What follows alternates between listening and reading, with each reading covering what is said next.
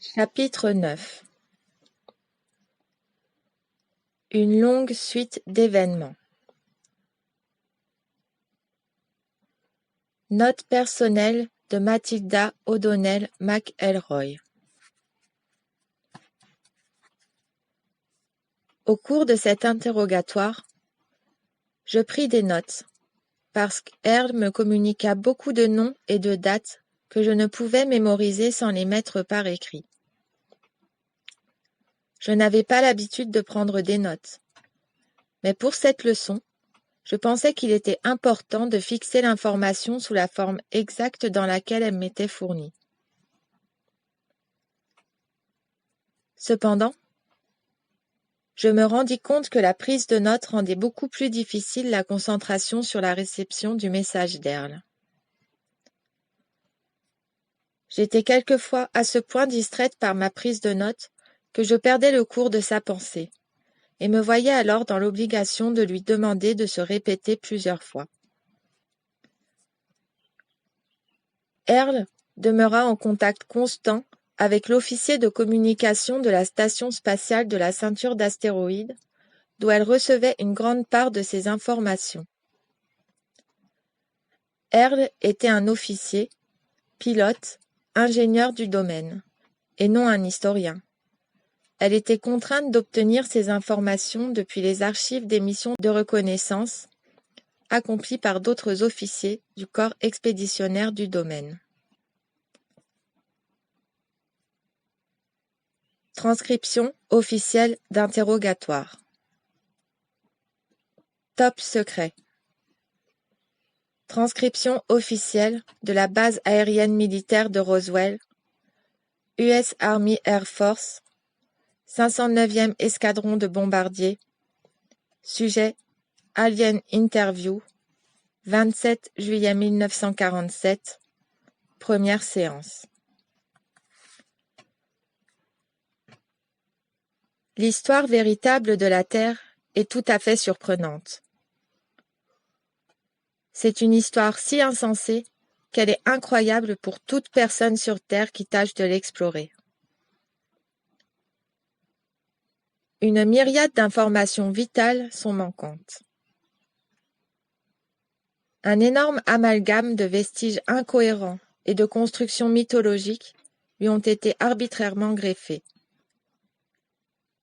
La nature volatile de la Terre elle-même engloutit cycliquement, submerge, retourne et détruit les preuves physiques.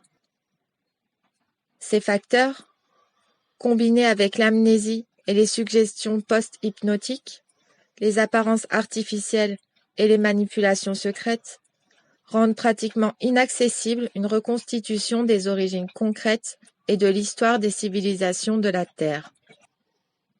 Tout chercheur, aussi brillant soit-il, est condamné à errer dans un labyrinthe d'informations douteuses, d'hypothèses invalides et de mystères perpétuels. Le domaine ne souffrant pas de ces inconvénients, ayant l'avantage de la mémoire, de la longévité et d'un point de vue extérieur, je vais contribuer à une clarification de votre connaissance fragmentaire de l'histoire de la Terre. Un certain nombre de dates et d'événements ne sont pas mentionnés dans les manuels d'histoire de la Terre. De telles dates sont significatives parce qu'elles fournissent des informations concernant les influences de l'Ancien Empire et du domaine sur Terre.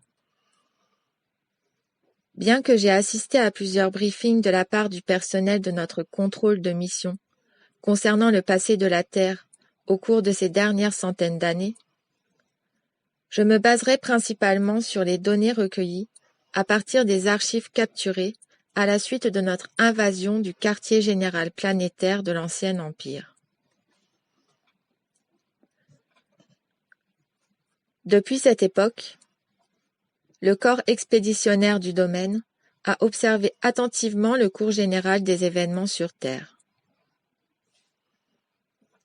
Ainsi que je l'ai mentionné, le domaine a, dans certains cas, choisi d'intervenir dans plusieurs affaires sur Terre, dans le but d'assurer le succès de nos plans d'expansion à long terme.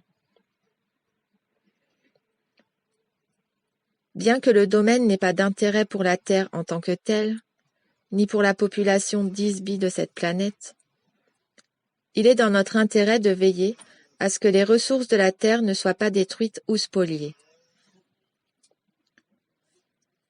Conformément à cet objectif, certains officiers du domaine ont été envoyés sur Terre pour des missions de reconnaissance occasionnelles en vue de recueillir des informations. Cependant, les données et les événements ci-après ont été extrapolés à partir des informations accumulées dans les archives du domaine, tout au moins celles qui me sont accessibles par l'intermédiaire du centre de communication de la station spatiale. 208 000 avant Jésus-Christ.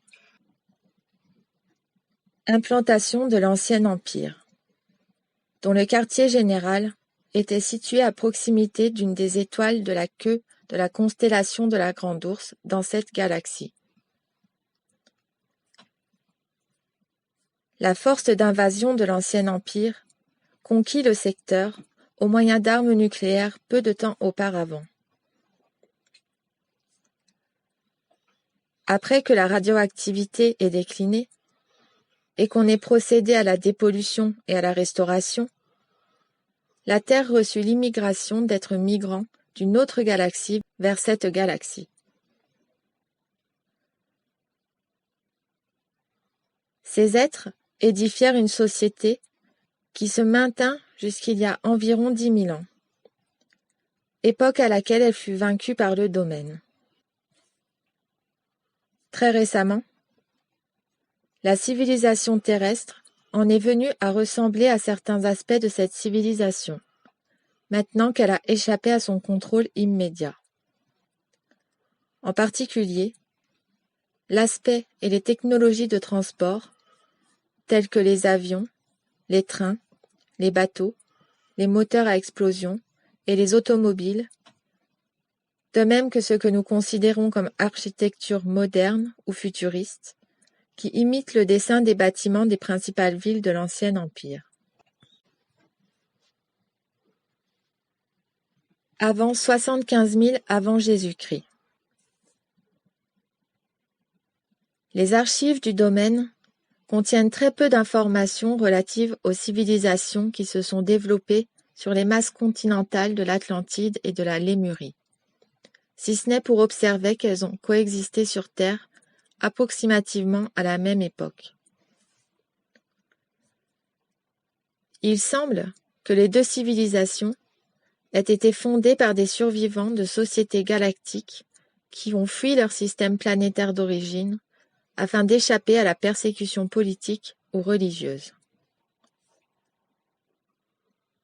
Le domaine sait qu'un édit très ancien de l'Ancien Empire interdit la colonisation non autorisée des planètes.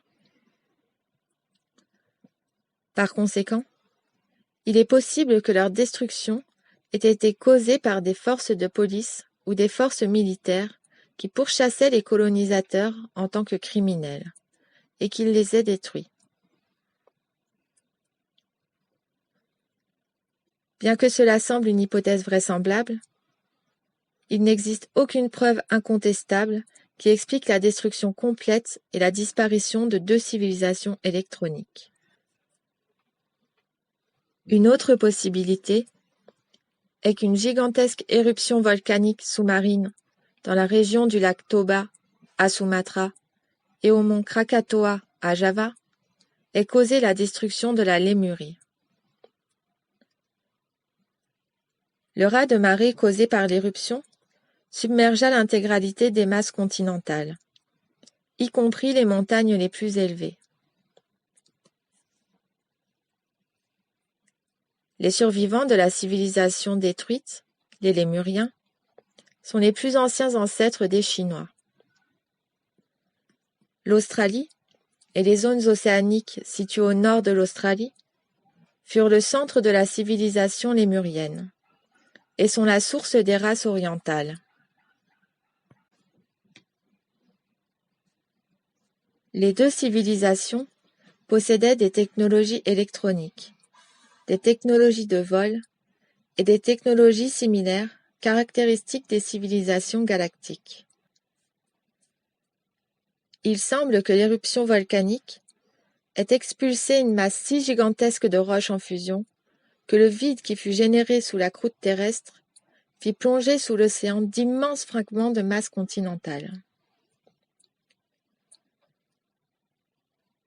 Les zones continentales occupées par ces deux civilisations furent recouvertes de matière volcanique, puis submergées, au point de ne laisser que de très minces indices de leur existence, si ce n'est sous la forme de légendes d'un déluge mondial, qui se retrouvent dans toutes les cultures de la Terre et à travers les survivants, qui sont l'essence des races et des cultures orientales. Ce type d'éruption volcanique colossale sature la stratosphère de gaz toxiques, qui sont charriés tout autour de la Terre. Le dégagement de ces éruptions volcaniques peut facilement causer une pluie qui dure 40 jours et 40 nuits, en raison de la pollution atmosphérique, ainsi qu'une période très étendue, au cours de laquelle les radiations solaires sont réfléchies vers l'espace, produisant un refroidissement planétaire. Un tel événement est sans conteste susceptible d'engendrer une glaciation, des extinctions d'espèces vivantes et de nombreux autres changements à plus ou moins long terme, s'étendant sur plusieurs milliers d'années. Du fait de l'infinité des types de cataclysmes planétaires naturels propres à la Terre, celle-ci ne se prête pas à l'habitat par les isbies. De plus, des cataclysmes planétaires occasionnels ont été causés par les isbies, tels que celui qui a détruit les dinosaures il y a plus de 70 millions d'années.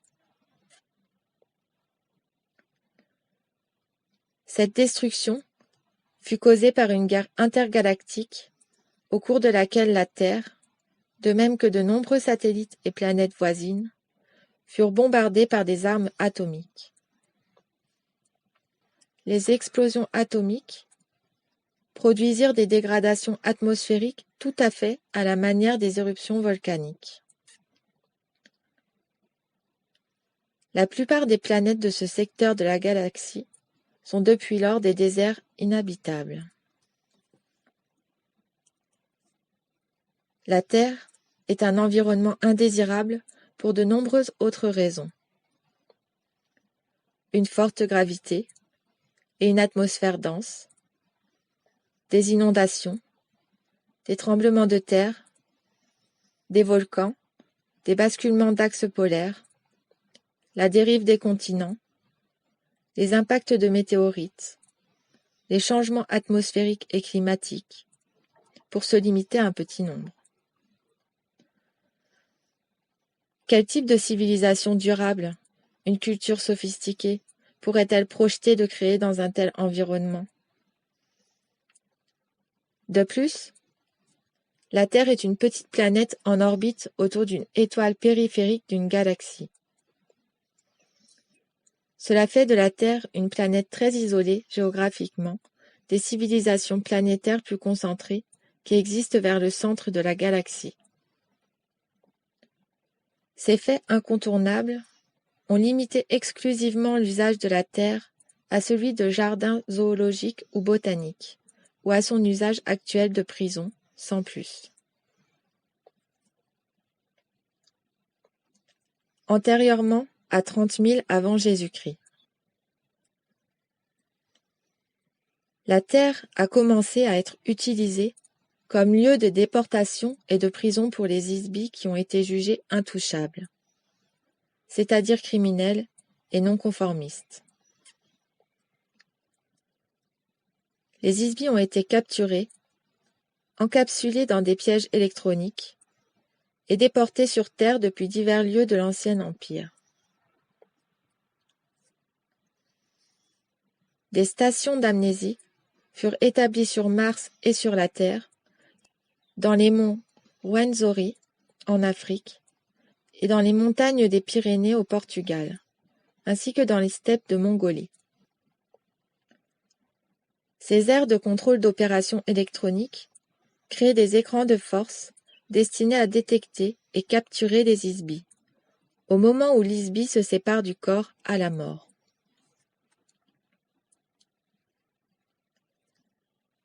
Les isbies subissent un lavage de cerveau par l'application d'électrochocs d'une extrême violence dans le but de maintenir la population terrestre dans un état d'amnésie perpétuelle. Des contrôles ultérieurs de la population sont pratiqués au moyen de mécanismes électroniques de contrôle mental de longue portée.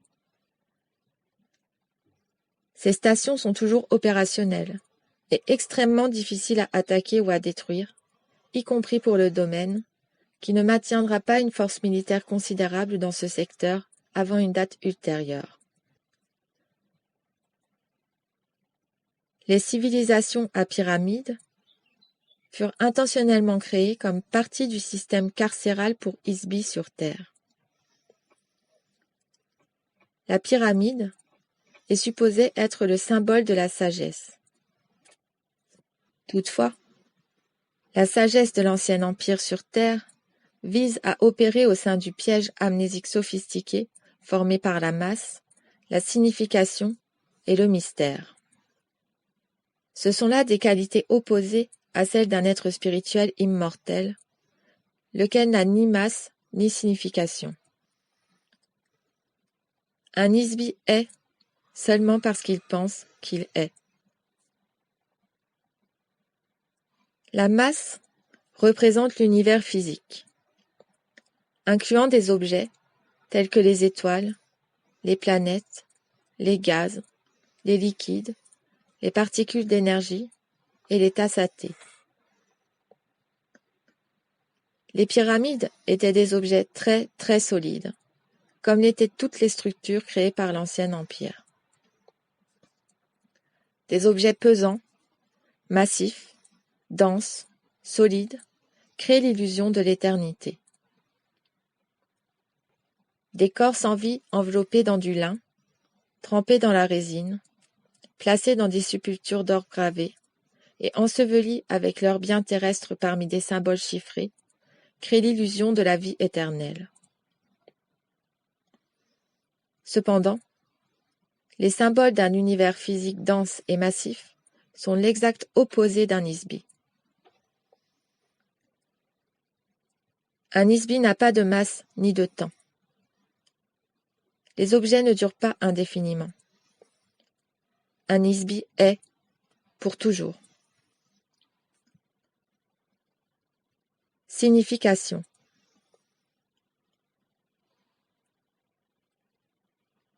Les fausses significations empêchent la connaissance de la vérité. Les cultures à pyramide de la Terre sont une illusion montée de toutes pièces. Elles ne sont rien d'autre que de fausses civilisations imposées par le culte des mystères de l'ancien empire, appelés les frères du serpent.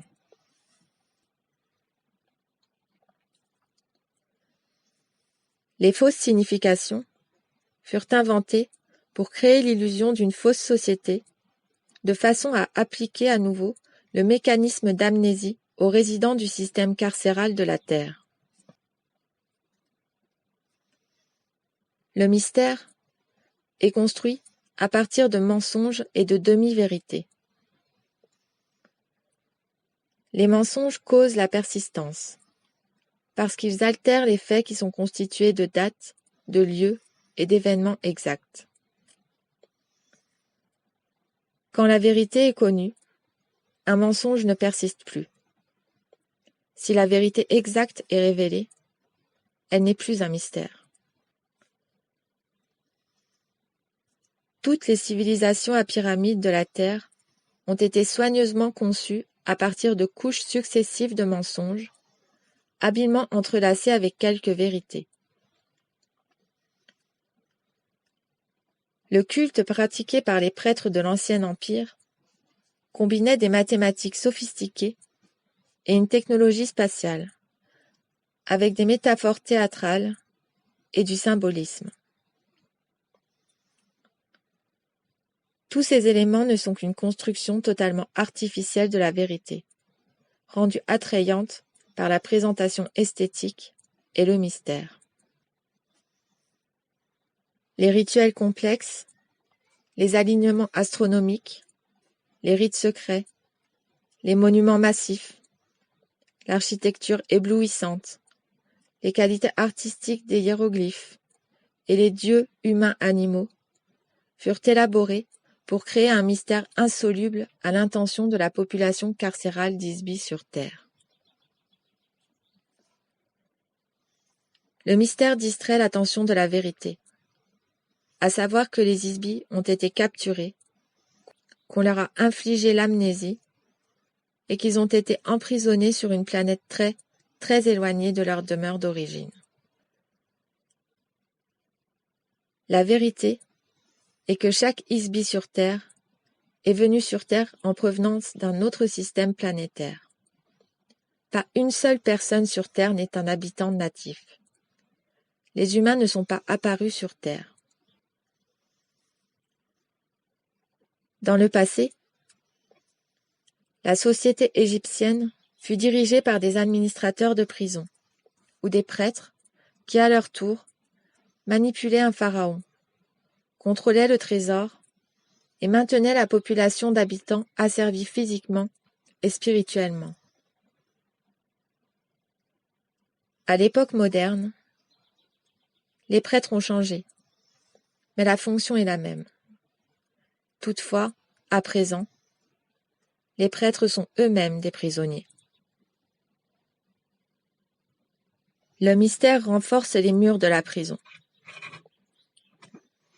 L'Ancien Empire craignait que les Isbis sur Terre puissent récupérer leur mémoire. C'est pourquoi l'une des fonctions principales de la classe de prêtres de l'Ancien Empire est d'empêcher que les Isbis sur Terre puissent se remémorer qui ils sont véritablement, comment ils sont venus sur Terre et depuis quelle provenance.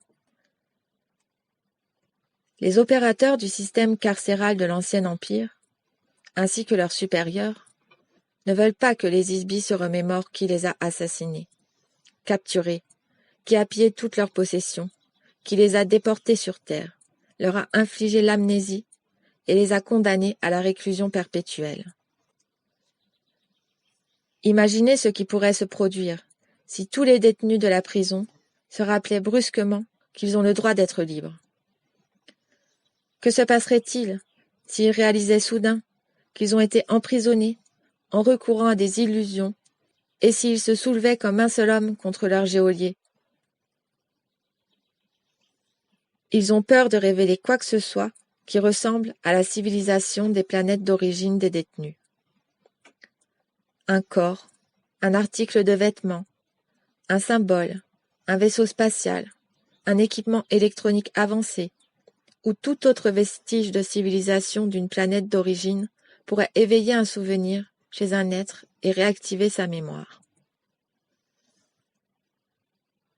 Des technologies sophistiquées de pièges et d'asservissement, qui furent mis au point au cours de millions d'années dans l'Ancien Empire, furent appliquées aux Isbis sur Terre dans l'intention de créer une façade artificielle pour la prison. Ces façades furent installées sur Terre dans leur intégralité, en une seule fois. Chaque composante est un élément totalement intégré du système carcéral. Cela inclut une religion, fondée sur un jargon de double signification. Chaque civilisation à pyramide recourt à cela dans un mécanisme de contrôle destiné à maintenir la population asservie par la force, la peur et l'ignorance. Le fouillis inextricable d'informations infondées, de composition géométrique, de calculs mathématiques, d'alignements astronomiques, font partie d'une fausse spiritualité reposant sur des objets solides plutôt que sur des esprits immortels, dans le but d'égarer et de désorienter les Isbis sur Terre. Quand le corps d'une personne mourait, elle était enterrée avec ses possessions terrestres. le corps lui-même enveloppé dans du lin, afin de subvenir aux besoins de son esprit, ou Ka, après la mort. Un Nisbi est un esprit. Sur la planète d'origine d'un Nisbi, ses biens matériels n'étaient pas perdus, dérobés ou oubliés au moment où l'être mourait ou quittait le corps. Un Nisbi avait la possibilité de revenir et de réclamer les biens. Cependant, si l'Isbi a subi une amnésie, il ne se souviendra pas d'avoir possédé quelque bien que ce soit.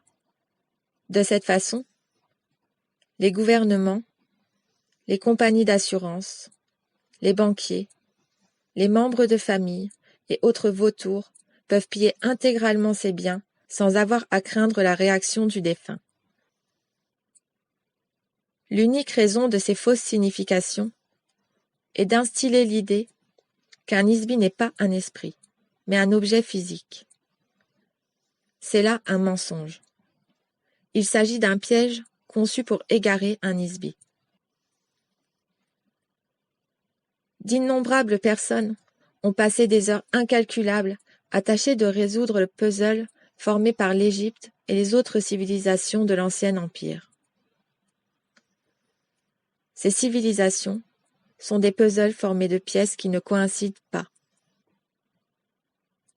Une question trace la voie pour sa propre réponse. Quel est le mystère de l'Égypte et des autres cultures à pyramides?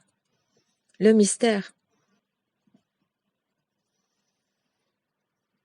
Autour de 15 000 avant Jésus-Christ.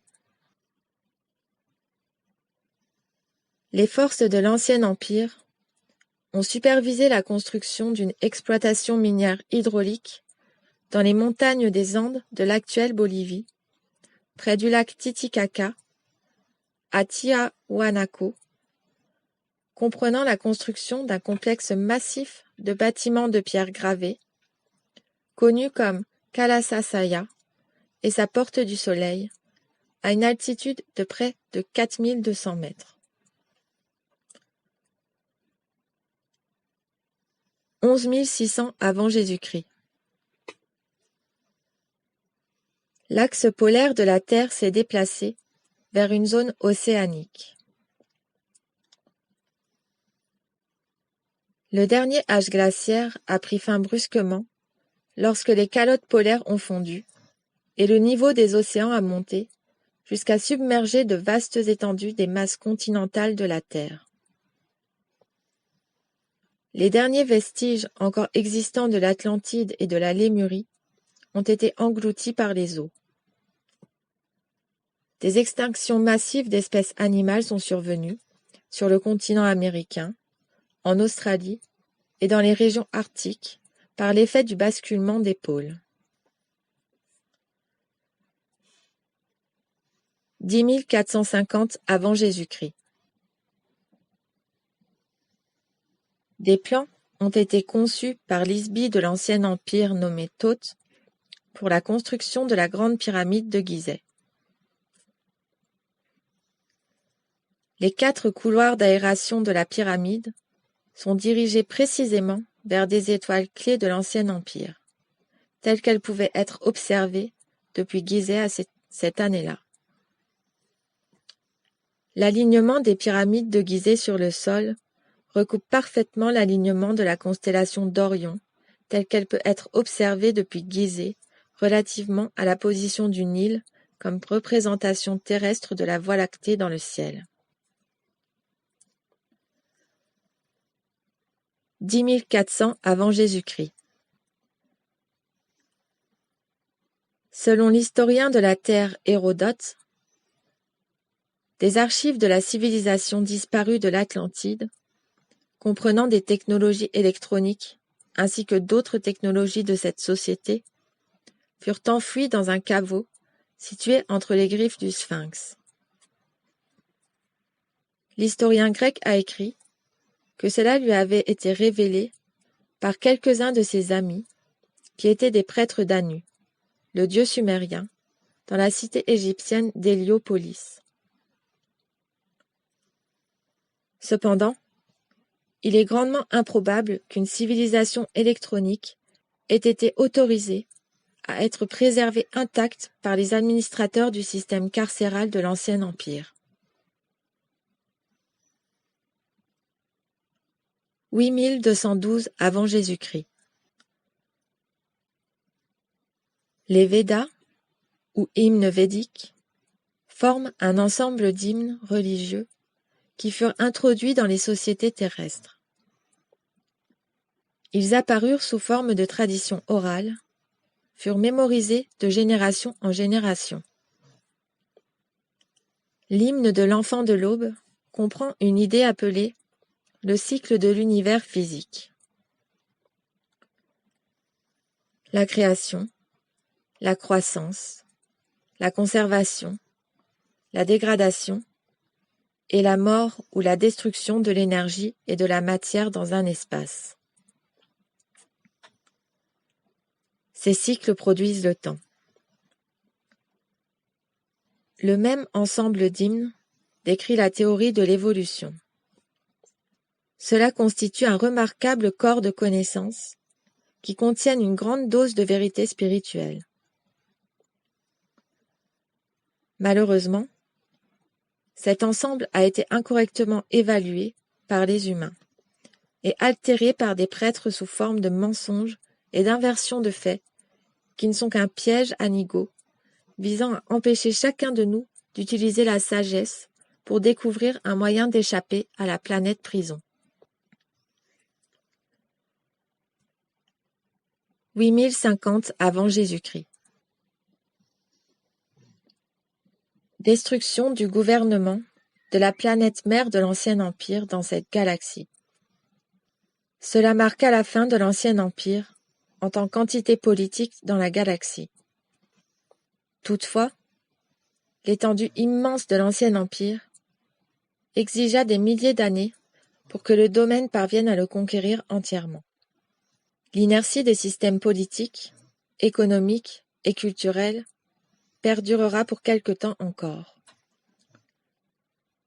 Toutefois, les survivants de la flotte spatiale de l'Ancien Empire furent finalement anéantis en 1230 après Jésus-Christ.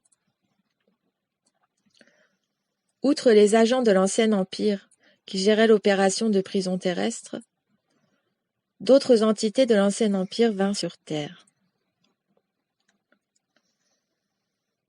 La Terre n'étant plus sous le contrôle de l'Ancien Empire après leur défaite face aux forces du domaine, aucune force de police ne contrôlait désormais les militaires renégats, les pirates spatiaux, les mineurs, les marchands et entrepreneurs qui venaient sur Terre en quête de profit personnel et pour nombre d'autres raisons sordides.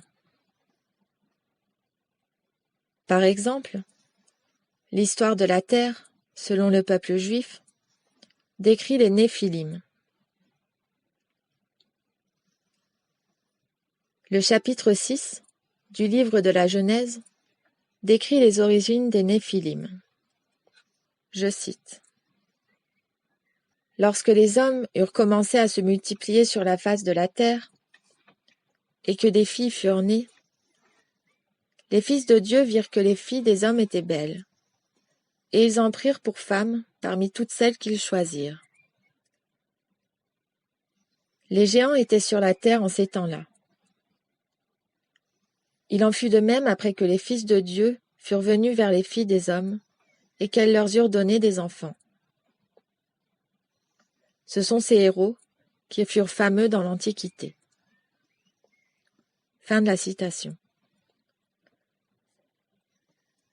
Les Juifs de l'Antiquité qui écrivirent ce livre d'histoire, appelé l'Ancien Testament, étaient des esclaves, éleveurs et cueilleurs. Toute technologie moderne, y compris une simple torche électrique, leur paraîtrait stupéfiante et miraculeuse. Malheureusement, un tel comportement est universel chez tous les Isbis qui ont été soumis à l'amnésie et qui sont incapables de se remémorer leurs propres expériences, leur apprentissage, leur technologie, leur personnalité ou leur identité. Bien évidemment, si les êtres en question étaient des hommes, et s'ils s'accouplaient à des femmes terrestres, il ne s'agissait pas de fils de Dieu. Il s'agissait d'isbis qui habitaient des corps biologiques afin de tirer profit de la situation politique qui régnait dans l'Ancien Empire, ou simplement dans le but de jouir de sensations physiques. Ils installèrent sur Terre de modestes colonies de leur propre rang, hors d'atteinte des autorités policières et fiscales. Par coïncidence, l'un des crimes les plus graves qu'un isbi pouvait commettre au sein de l'Ancien Empire était de violer les réglementations relatives à l'impôt sur le revenu.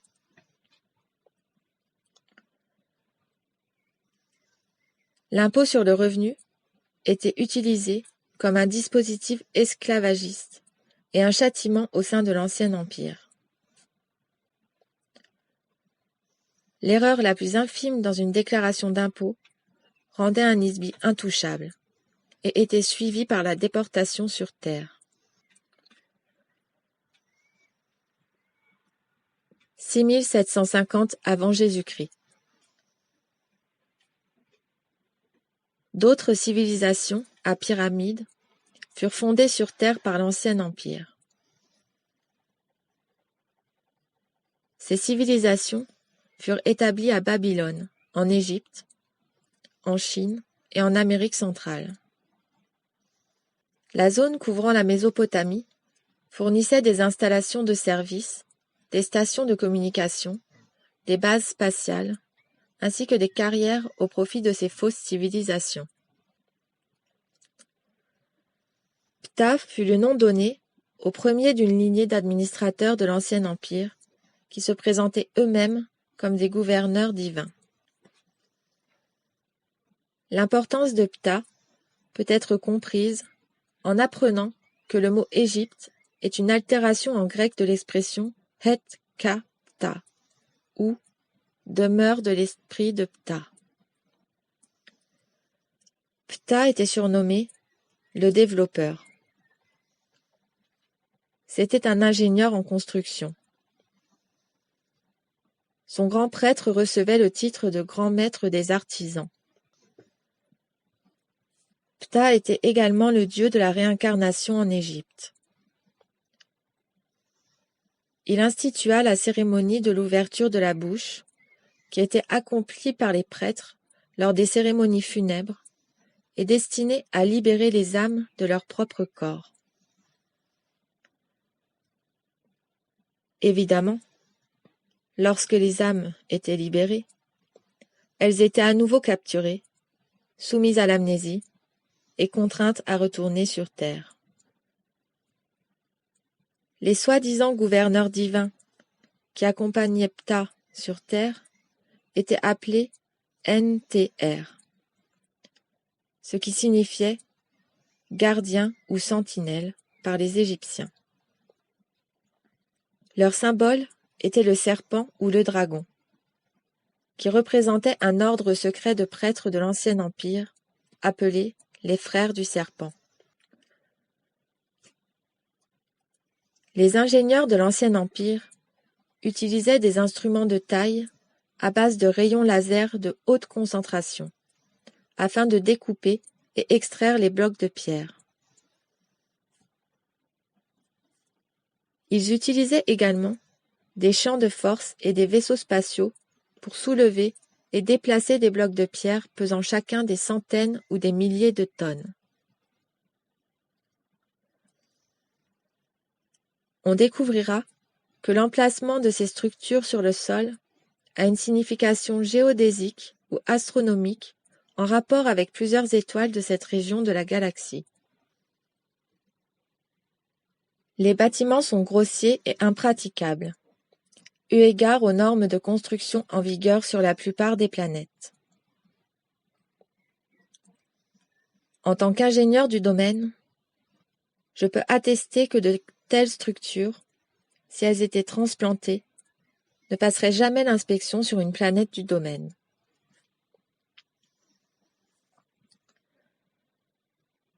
Des blocs de pierre du type de ceux utilisés dans les civilisations à pyramides peuvent encore être observés, partiellement creusés dans les carrières de pierre du Moyen-Orient et ailleurs. La plupart des structures ne furent que des accessoires de théâtre construits à la hâte, tout à fait à la façon des fausses façades d'une ville de western sur un plateau de tournage. Elles paraissent réelles et posséder quelque usage ou valeur, et cependant, elles n'ont aucune valeur. Elles n'ont pas de fin utilitaire. Les pyramides et tous les autres monuments de pierre érigés par l'Ancien Empire pourraient être appelés des monuments de mystère.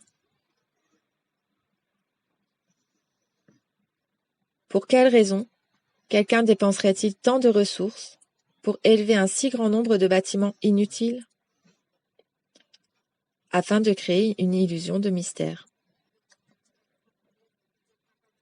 Le fait incontournable est que chacun des gouverneurs divins était des Isbis qui servaient en tant qu'agents opérationnels de l'Ancien Empire.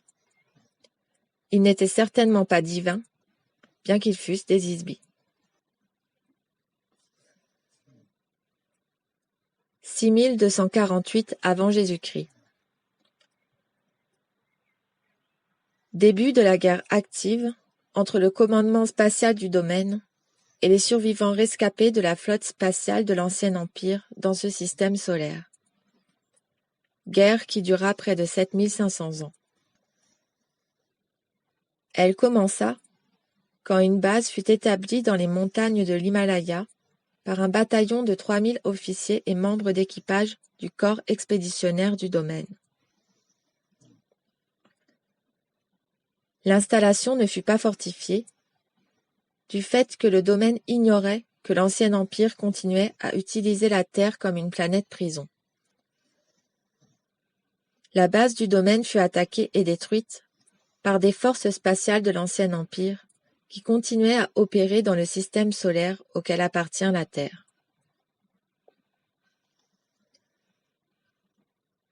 Les Isbis du bataillon du domaine furent capturés, déportés sur Mars, on leur fit subir le traitement amnésique et ils furent renvoyés sur Terre pour habiter des corps biologiques humains. Ils se trouvent toujours sur Terre. 5965 avant Jésus-Christ. Des recherches sur la disparition des forces du domaine dans ce système solaire conduisirent à la découverte de bases de l'Ancien Empire sur Mars et ailleurs. Le domaine s'empara de la planète Vénus pour servir de position défensive contre les forces spatiales de l'Ancien Empire. Le corps expéditionnaire du domaine entretient également des formes de vie sur Vénus, qui a une atmosphère très dense, chaude et lourde, formée de nuages d'acide sulfurique. Il y a peu de formes de vie sur Terre qui soient capables de supporter un environnement atmosphérique tel que celui de Vénus. Le domaine a également établi des bases ou des stations spatiales secrètes dans le système solaire de la Terre. Ce système solaire comprend une planète qui a éclaté, la ceinture d'astéroïdes. Elle fournit une plateforme de faible gravité très utile pour le décollage et l'atterrissage des vaisseaux spatiaux. Elle est utilisée comme un seau galactique entre la Voie lactée et les galaxies voisines. Il n'existe aucune planète dans ce secteur de la galaxie qui puisse servir de porte d'entrée galactique adéquate pour des cargos en approche et pour d'autres vaisseaux. Par contre, cette planète éclatée fait office de station spatiale parfaitement idéale. Comme résultat de notre guerre contre l'Ancien Empire, cette zone du système solaire est maintenant une possession de grande valeur du domaine. 3450 à 3100 avant Jésus-Christ.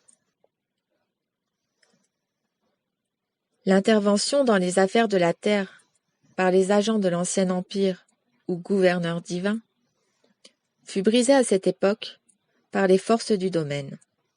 Ces agents furent contraints de se substituer des gouverneurs humains. La première dynastie de pharaons humains qui unifièrent la Haute-Égypte et la Basse-Égypte commença avec le règne d'un pharaon qui, par coïncidence, fut nommé Men. Il fonda sa capitale, baptisée Men-Néfer, la beauté de Men, en Égypte. Cela inaugura la première dynastie de 10 pharaons humains et une période de 350 ans de chaos qui suivit au sein du personnel administratif de l'Ancien Empire. 3200 ans avant Jésus-Christ. Ainsi que je l'ai mentionné ci-dessus, la Terre fut le théâtre d'affrontements entre les forces du domaine et celles de l'Ancien Empire au cours de cette période. Bien entendu, cela n'a aucun sens pour les archéologues et les historiens sur Terre, parce que la période égyptienne est une période galactique. Space Opera. Puisque les historiens de la Terre ont été soumis à l'amnésie, ils considèrent qu'il s'agissait seulement d'une période religieuse. Plus encore, étant donné que les technologies et les civilisations établies sur Terre au cours de cette période étaient préconditionnées, elles ne sont pas nées sur Terre. Évidemment, il n'y a aucune preuve où que ce soit sur Terre d'une transition évolutive qui ait abouti à la sophistication des mathématiques, du langage, de l'écriture, de la religion, de l'architecture et des traditions culturelles de l'Égypte ou d'une autre des civilisations à pyramides. Ces cultures, complètes avec tous les détails de type corporel ratio, style de coiffure, maquillage faciaux, rituels, codes moraux, sont seulement apparues tels des packages pré-intégrés. Les indices physiques suggèrent que toute preuve de l'intervention des forces du domaine ou de l'Ancien Empire, ou de toute autre activité extraterrestre, a été soigneusement nettoyée, de façon à ne laisser aucune place aux soupçons. Les forces de l'Ancien Empire ne veulent pas que les Isbis sur Terre soupçonnent qu'ils ont été capturés, déportés sur Terre et soumis à un lavage de cerveau. C'est pourquoi les historiens sur Terre continuent à croire que les prêtres égyptiens n'étaient pas supposés disposer de canons laser, ni d'autres technologies de l'Ancien Empire. Ils supposent qu'il ne se passait rien sur Terre, à l'exception de quelques prêtres marchant en rond, en disant « Amen », ce que les chrétiens continuent à dire. 3172 avant Jésus-Christ. Conception du réseau astronomique qui relie les principaux sites miniers et les édifices astronomiques des dieux dans la cordillère des Andes, tels que Tiahuanaco, Cusco, Quito, les cités de Ollantaytambo, Machu Picchu et Pachacamac pour l'exploitation des métaux rares, y compris l'étain, utilisé dans la fabrication du bronze. Les métaux étaient la propriété des dieux, cela va de soi. Une large diversité d'exploitations minières privées furent réalisées sur Terre à cette époque, du fait de la guerre entre les forces de l'Ancien Empire et celles du domaine. Ces mineurs ont, en effet, gravé un petit nombre de sculptures les représentant eux-mêmes. On les voit portant des casques de mineurs. La sculpture Ponce Stella, qui se trouve dans la cour immergée du temple Kalasasaya, est une représentation très précise d'un mineur utilisant un pistolet laser de taille de pierre et de gravure, maintenu dans un étui.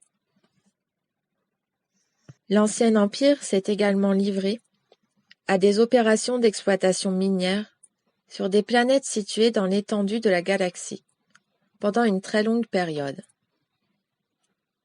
Les ressources minières de la terre sont à présent la propriété du domaine.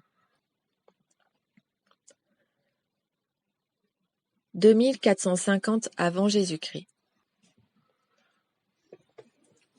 La grande pyramide et le complexe de pyramides près du Caire sont achevés. Une inscription créée par les administrateurs de l'Ancien Empire peut être observée dans les soi-disant textes des pyramides.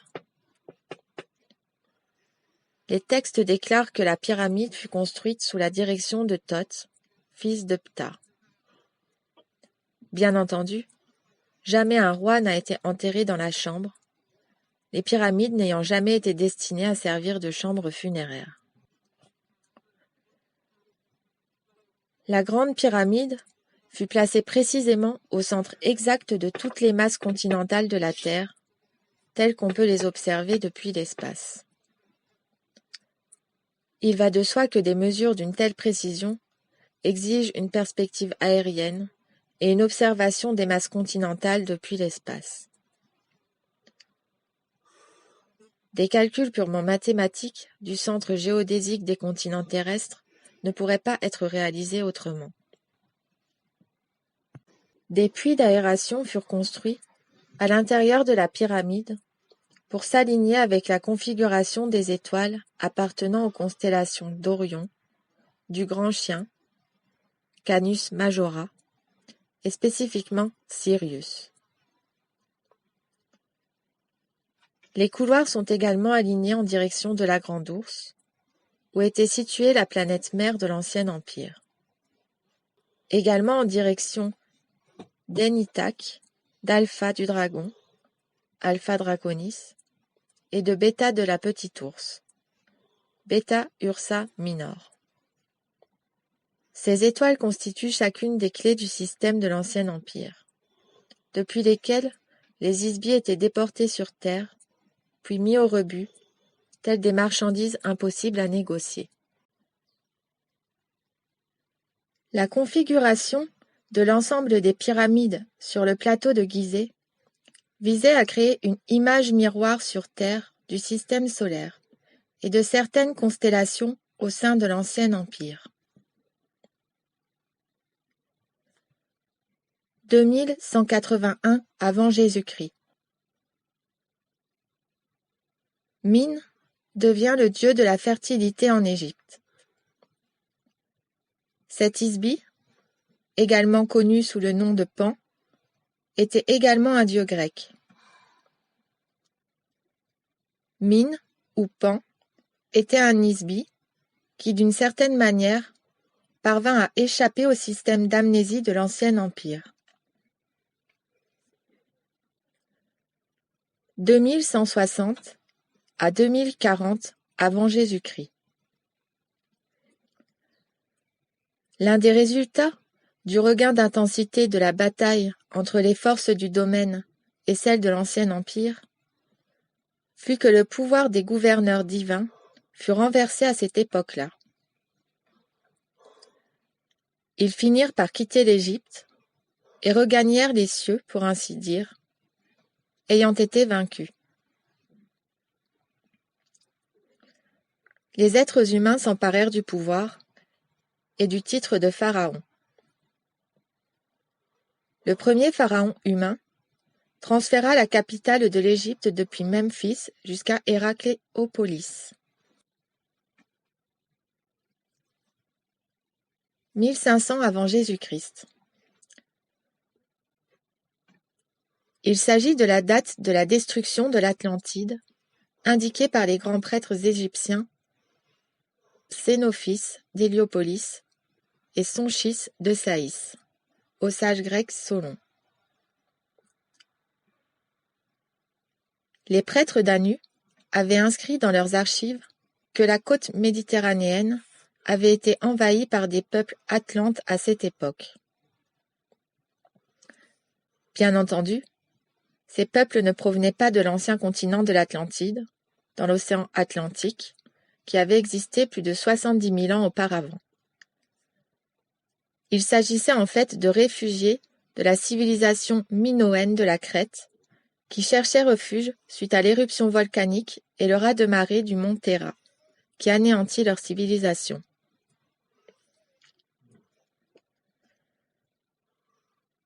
Les références de Platon à l'Atlantide furent empruntées aux écrits du philosophe grec Solon, auxquels les informations furent données par le prêtre égyptien qui désignait l'Atlantide sous le nom de Kheptchou, qui s'avère par ailleurs être le nom égyptien pour désigner le peuple de la Crète.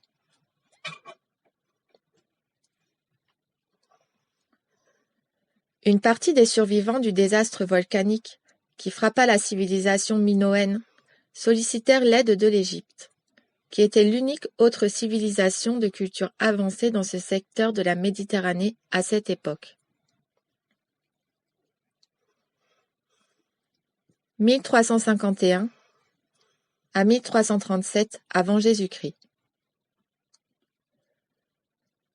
Le corps expéditionnaire du domaine livra une guerre de conquête religieuse contre le culte des mystères égyptiens, appelés les prêtres d'Amon, également connus dans l'Ancien Empire sous le nom des Frères du Serpent. Au cours de cette période, le pharaon Akhénaton abolit l'ordre des prêtres d'Amon et déplaça la capitale de Thèbes jusqu'à son nouveau siège à Amarna, au centre géodésique exact de l'Égypte. Toutefois, ce complot visant à renverser le contrôle religieux de l'Ancien Empire fut rapidement éventé. 1193 avant Jésus-Christ. Au Proche-Orient et en Achaïe, les Grecs et les Troyens combattirent pour la suprématie, lutte qui s'acheva par la destruction de Troie, comme dernier épisode de la guerre de Troie. Au cours de la même période, une guerre eut lieu dans l'espace du système solaire, opposant deux forces en vue du contrôle des stations spatiales qui environnent la Terre. Cette période de 300 ans donna lieu à une résistance très violente des rescapés des forces de l'Ancien Empire contre les forces du domaine. Cette résistance, toutefois, ne dura pas longtemps, étant donné qu'il est vain de prétendre résister au domaine. 850 avant Jésus-Christ. Homère, le poète grec, écrivit les histoires des dieux à partir d'emprunts et de modifications à des sources antérieures puisées dans les textes védiques, les textes sumériens, la mythologie babylonienne et égyptienne. Ces poèmes, de même que de nombreux mythes du Vieux Monde, sont des descriptions très précises des exploits d'Isby sur Terre, qui furent capables de se soustraire aux mécanismes d'amnésie de l'Ancien Empire et d'opérer sans corps biologique. 700 avant Jésus-Christ. Les hymnes védiques ont été pour la première fois traduits en grec. Ce fut le début d'une révolution culturelle dans la civilisation occidentale qui transforma des cultures tribales primitives et brutales en républiques démocratiques fondées sur une organisation plus rationnelle. 638 à 559 avant Jésus-Christ. Solon, un sage de la Grèce, rapporta l'existence de l'Atlantide. Il reçut l'information des grands prêtres de l'Ancien Empire, Xénophis d'Héliopolis et Sonchis de Saïs, auprès desquels il étudia en Égypte. 630 avant Jésus-Christ. Zoroastre instaura une pratique religieuse en Perse autour d'un Isbi nommé Ahura Mazda. Il ne fut toutefois qu'un autre, dans un nombre croissant de dieux monothéistes instaurés par des agents du domaine, afin de détrôner une panoplie de dieux de l'ancien empire. 604 avant Jésus-Christ. Lao Tse, un philosophe qui écrivit un petit livre intitulé La Voie, était un nisbi de grande sagesse, qui surmonta les effets du mécanisme d'hypnose-amnésie de l'ancien empire et parvint à s'échapper de la terre. Sa compréhension de la nature d'un nisbi fut sans doute excellente pour qu'il ait accompli cela. Selon la tradition, sa dernière existence en tant qu'humain fut vécue dans un petit village de Chine. Il contemplait l'essence de sa propre vie.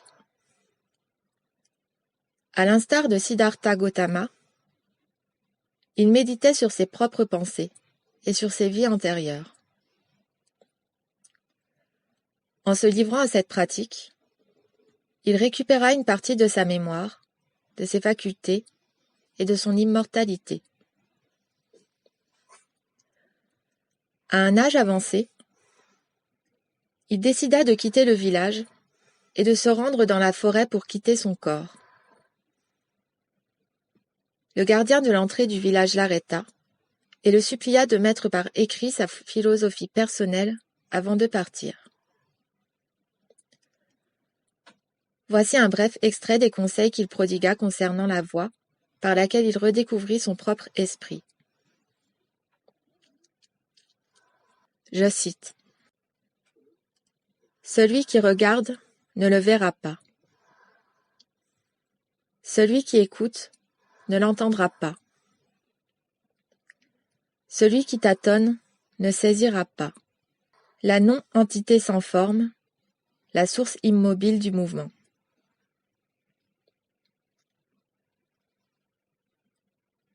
L'essence infinie de l'esprit est la source de la vie. L'esprit est le soi. Les murs forment et supportent une pièce. Toutefois, l'espace entre ces derniers est le plus important. Un pot est fait d'argile. Toutefois, l'espace formé à l'intérieur de ce dernier est le plus utile. L'action est causée par la force du néant sur quelque chose, exactement comme le néant de l'esprit est la source de toute forme. On souffre de grandes afflictions parce que l'on a un corps. Sans corps, quelles afflictions pourrait-on souffrir? Quand on est plus attaché au corps qu'à son propre esprit, on devient le corps et on perd le chemin de l'esprit. Le soi, l'esprit, crée l'illusion. L'égarement qui affecte l'homme est de croire que la réalité n'est pas une illusion. Celui qui crée les illusions et les rend plus réelles que la réalité suit le chemin de l'esprit et trouve la voie du ciel. Fin de la citation. 593 avant Jésus-Christ. Le récit de la Genèse, écrit par le peuple juif, décrit les anges ou fils de Dieu épousant les femmes de la terre qui leur donnèrent des enfants.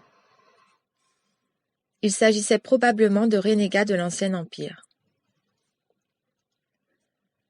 Il a pu également s'agir de pirates spatiaux ou de commerçants originaires d'un système extérieur à la galaxie qui vinrent pour voler des ressources minérales ou se livrer à la contrebande de drogue.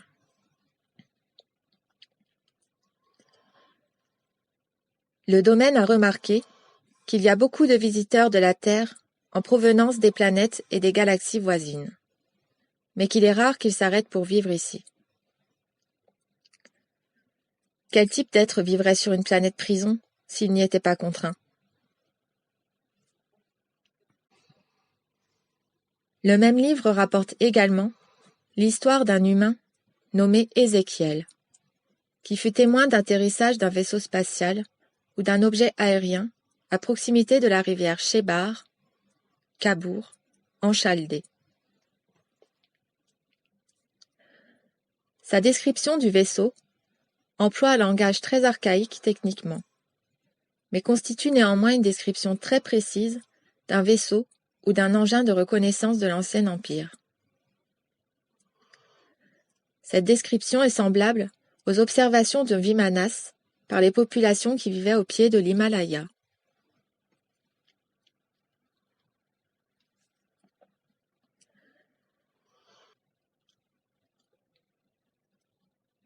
Le récit de la Genèse mentionne également que Yahvé conçut les corps biologiques pour une durée de vie sur Terre de 120 ans. Les corps biologiques sur la majorité des planètes Soleil type 12, classe 7, sont conçus généralement pour une durée de vie moyenne de 150 ans. Les corps physiques sur Terre ont une durée de vie inférieure de moitié. Nous supposons que cela s'applique par le fait que les administrateurs du système pénitentiaire ont altéré le matériel biologique des corps humains sur Terre, de sorte qu'ils meurent plus tôt, et que les isbies qui habitent ces corps soient plus fréquemment recyclés dans le mécanisme d'amnésie.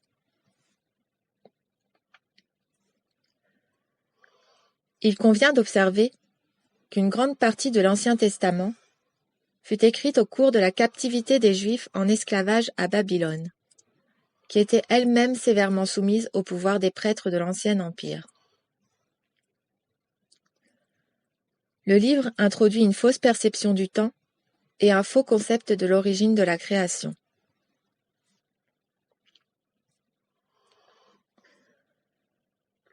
Le serpent est le symbole de l'Ancien Empire. Il apparaît au début du récit de la création, la Genèse selon sa dénomination en grec, et cause la destruction des premiers êtres humains, qui sont représentés métaphoriquement par Adam et Ève.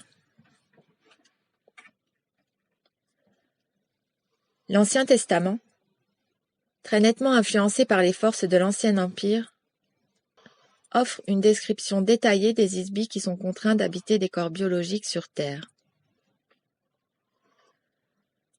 Ce livre décrit en outre un grand nombre d'activités de lavage de cerveau de l'Ancien Empire, y compris l'implantation de mémoire artificielle, de mensonges, de superstitions, de commandements d'oublier, et toutes sortes de manipulations et de stratagèmes destinés à maintenir les isbies sur Terre.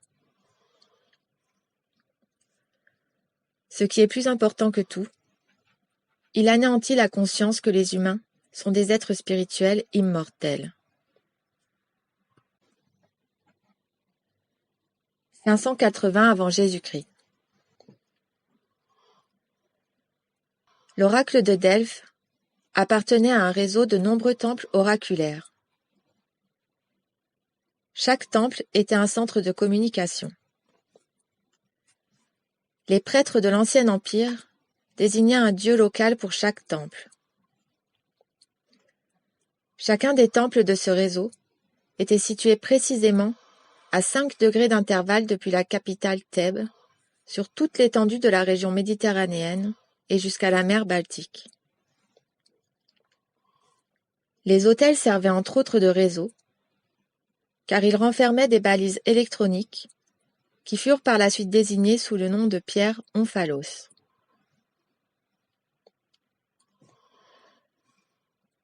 La disposition en réseau des sites oraculaires peut être observée exclusivement à une distance de plusieurs kilomètres au-dessus de la Terre.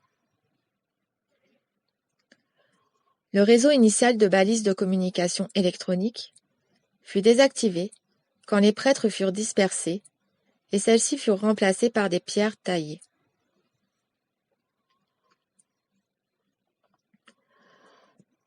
Le symbole des prêtres de l'Ancien Empire est un python, un dragon ou un serpent. On l'appelait le dragon de la terre à Delphes, et celui-ci est toujours représenté dans la sculpture et la peinture sur vase sous la forme d'un serpent. Dans la mythologie grecque,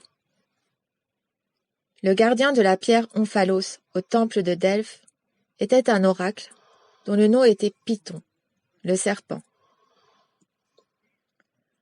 Elle était un Nisbi qui fut vaincu par un dieu du nom d'Apollon. Il l'enterra sous l'Omphalos. C'est là l'exemple d'un dieu établissant son temple sur le tombeau d'un autre dieu. Ce récit fournit un euphémisme très exact de l'action de la force du domaine qui détecta et désactiva le réseau de temples Ancien Empire sur Terre. Ce fut là l'un des coups fatals portés aux forces de l'Ancien Empire dans le système solaire de la Terre. « 559 avant Jésus-Christ. Le commandant en chef du bataillon du domaine qui fut perdu en 5965 avant Jésus-Christ fut détecté et localisé par un détachement de secours expédié sur Terre depuis le corps expéditionnaire du domaine. Il était incarné à cette époque-là sous le nom de Cyrus II de Perse.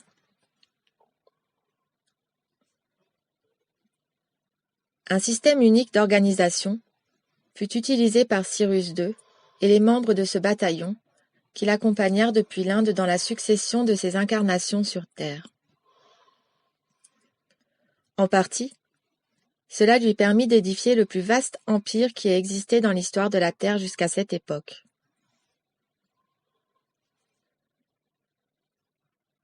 Le détachement de secours du domaine, qui le localisa, voyagea autour de la Terre à la recherche du bataillon perdu pendant une durée de plusieurs milliers d'années. Le détachement était formé de 900 officiers du domaine, répartis en équipes de 300 membres chacune. Une équipe inspecta les terres, une autre équipe inspecta les océans, et la troisième équipe inspecta l'espace environnant la Terre.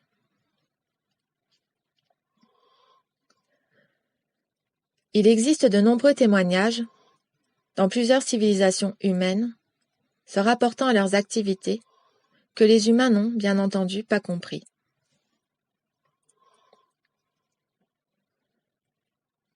Le détachement de secours du domaine mit au point des instruments de détection électronique très divers, qui étaient nécessaires pour identifier la signature électronique ou l'empreinte vibratoire de chacun des membres disparus du bataillon. Certains de ces instruments furent utilisés dans l'espace, d'autres sur Terre, et des équipements spéciaux furent inventés pour détecter les isbis sous l'eau. L'un de ces équipements de détection électronique est désigné sous le nom arbre de vie. L'équipement est tout simplement un outil conçu pour détecter la présence de vie, en l'occurrence un isbi. Il consistait en un générateur d'écran électronique de grande dimension, capable de pénétrer de vastes étendues. Aux yeux des humains sur Terre à cette époque reculée, il ressemblait à une sorte d'arbre, étant donné qu'il consistait en une structure réticulaire formée de générateurs et de récepteurs de champs électroniques. Le champ électronique détecte la présence d'isbi, que l'isbi occupe un corps ou qu'il se trouve à l'extérieur d'un corps. Une version portable de cet instrument de détection était transportée par chacun des membres du détachement de secours du domaine. Des gravures sur pierre sumérienne présentent des êtres ailés utilisant des instruments de forme conique pour scanner le corps des êtres humains. On les voit également transporter l'unité d'alimentation du scanner, qui est représentée comme des paniers stylisés ou des seaux à eau, portés par des êtres ailés à tête d'aigle. Les membres de l'unité aérienne du détachement de secours du domaine, commandés par Ahura Mazda, étaient souvent appelés les dieux ailés dans les interprétations humaines. Sur toute l'étendue de la civilisation de la Perse, se trouve un très grand nombre de gravures de bas-relief sur pierre qui représentent un vaisseau ailé qu'ils appellent un Faravahar.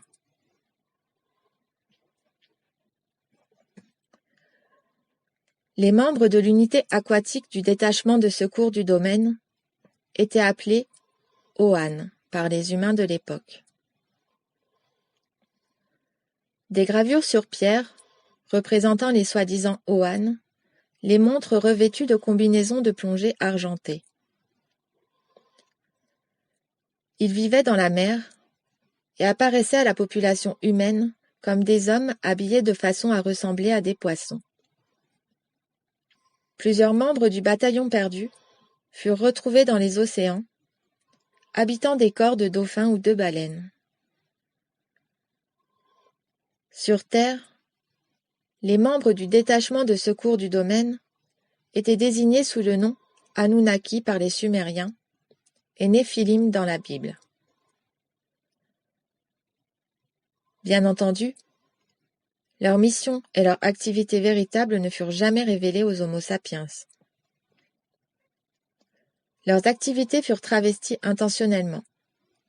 C'est pourquoi les histoires et les légendes humaines se rapportant aux Anunnaki et aux autres membres du détachement de secours du domaine n'ont pas été comprises et furent grossièrement interprétées. À défaut d'informations complètes et précises, quiconque observera un phénomène défendra ou fera l'hypothèse d'explication dans le but de donner sens aux informations. Ainsi, bien que la mythologie et l'histoire puissent reposer sur des événements réels, il est vraisemblable qu'elles regorgent d'évaluations incorrectes et de mauvaises interprétations des faits, et qu'elles soient embellies d'affirmations, de théories et d'hypothèses fausses.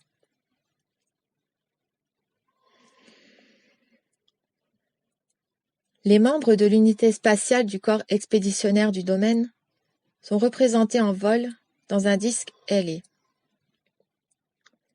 C'est là une allusion au pouvoir spirituel des Isbi, aussi bien qu'au vaisseau spatial utilisé par le détachement de secours du domaine.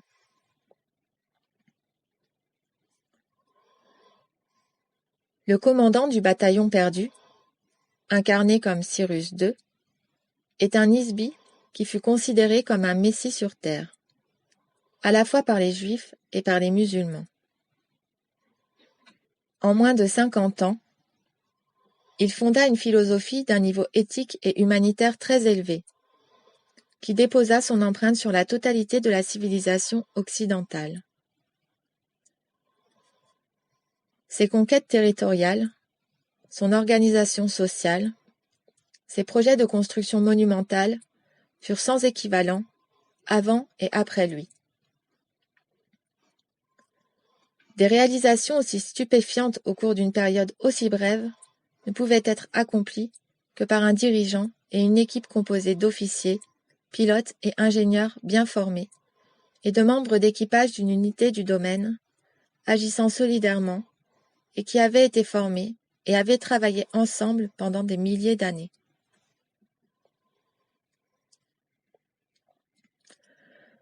Bien que nous ayons localisé un grand nombre des Isbi du bataillon perdu, le domaine n'est pas parvenu, jusqu'à présent, à réhabiliter leur mémoire et à les réaffecter au service actif.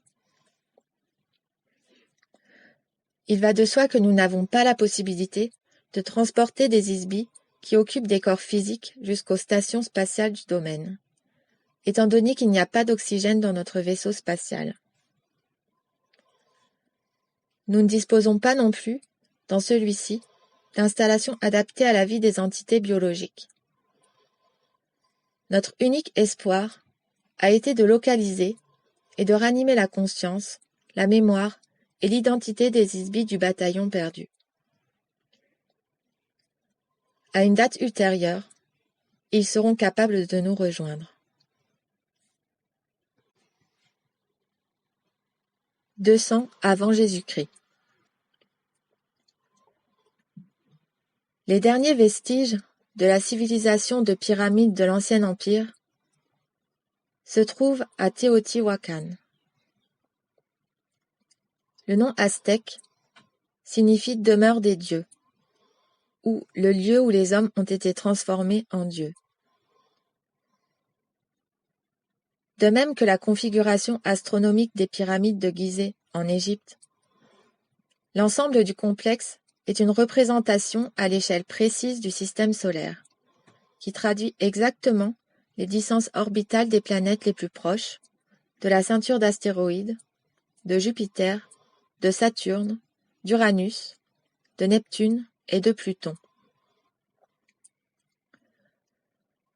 Compte tenu que la planète Uranus a été découverte au moyen des télescopes modernes de la Terre en 1789 et que Pluton n'a pas été découvert avant 1930, il est évident que les constructeurs disposaient d'informations provenant d'autres sources.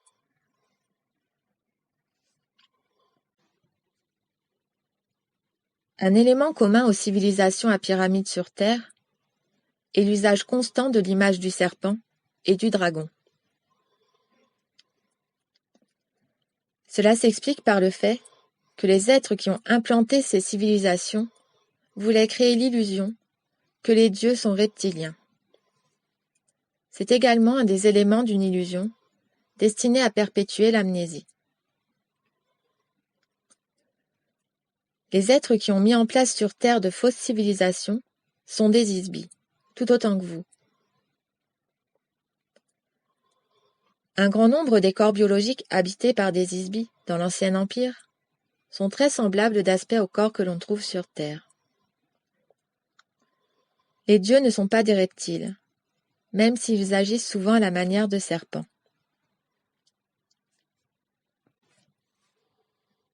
« 1034 à 1124 après Jésus-Christ. L'ensemble du monde arabe a été asservi par un seul homme, Hassan ibn al-Sabah, le vieux de la montagne.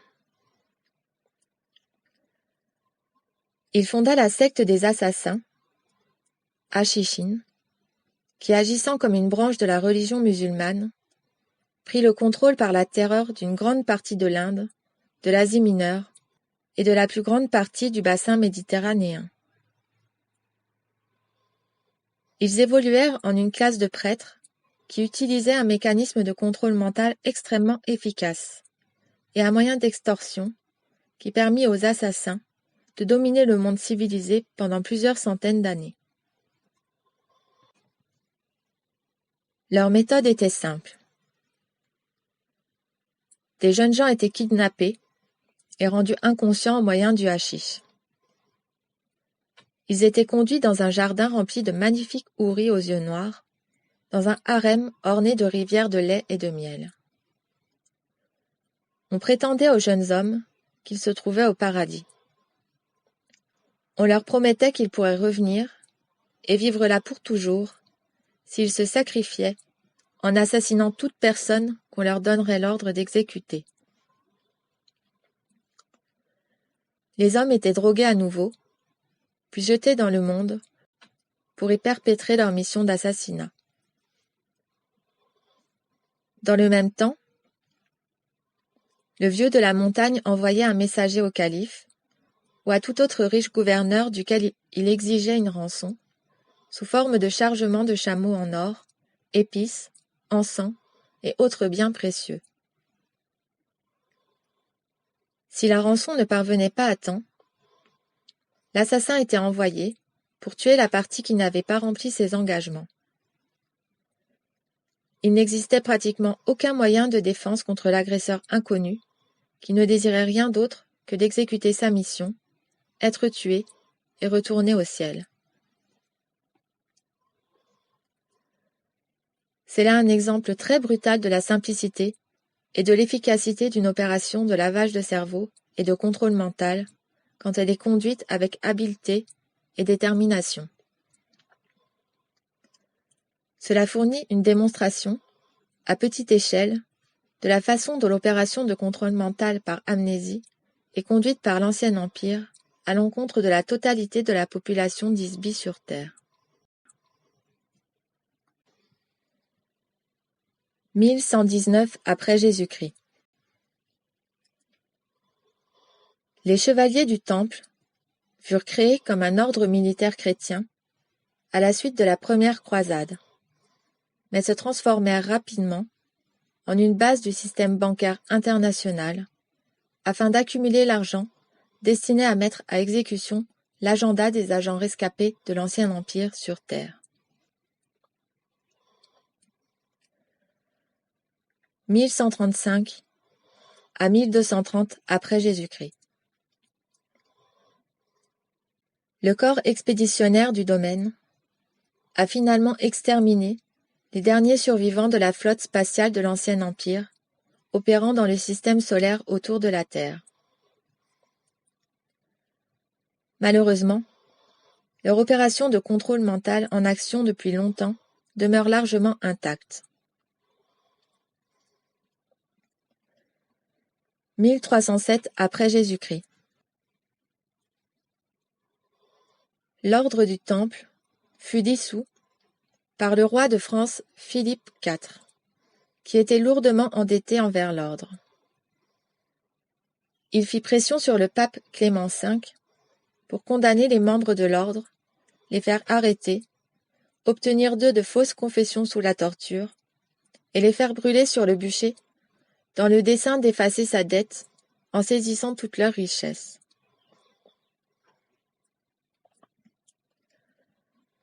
Une majorité des Templiers s'enfuirent en Suisse, où ils fondèrent un système bancaire international qui contrôle secrètement l'économie de la Terre.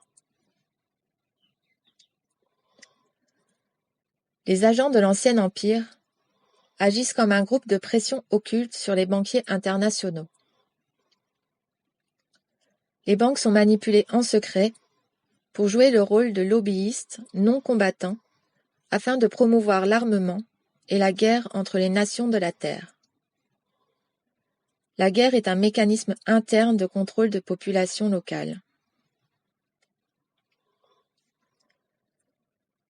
Le but des génocides et des carnages insensés qui surviennent dans les guerres financées par ces banques internationales est d'empêcher les isbis sur Terre d'échanger de libres communications, de coopérer dans des activités qui pourraient permettre aux isbis de prospérer, d'être illuminés et d'échapper à leur réclusion.